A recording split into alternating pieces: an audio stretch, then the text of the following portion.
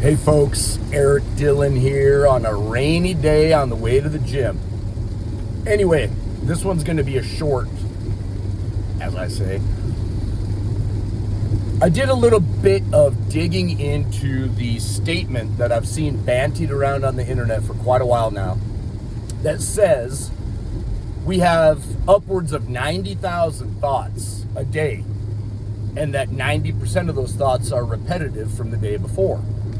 All right, so in all the poking around I did on the internet, there was a lot of back and forths about who actually came up with that number, how did they measure it. The number was initially 60,000. They got a hold of the researcher or scientist. Sorry, that rain's probably loud in the background, so I gotta yell.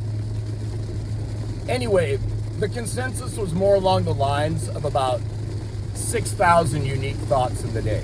All right, cool, whatever. My whole thing with that is if 90% of those are repetition from the day before,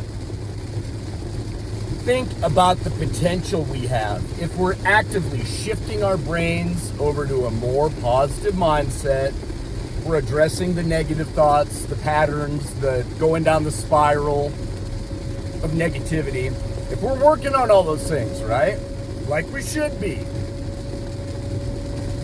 We've got a giant potential to have our brains start working basically on autopilot, subconscious, working on autopilot all through the day with that positive mental diet, attitude, etc., shifting our thoughts to a more beneficial, more positive, brighter outlook kind of a deal. Just think about that. If 90% of those, that's the number they did agree on, 90% repetition. All right, cool. Take that 90% repetition and build it up to the level where you're programming yourself to be more positive, to be happier, to be more thankful, to show more gratitude. Everything that I talk about in the circular subject matter of this channel, I try to go back to that. Because that's the basis of life. Don't forget that. You are a being of light having this human experience in this meat bag, like I like to call it. So if your operating system is on the negative end,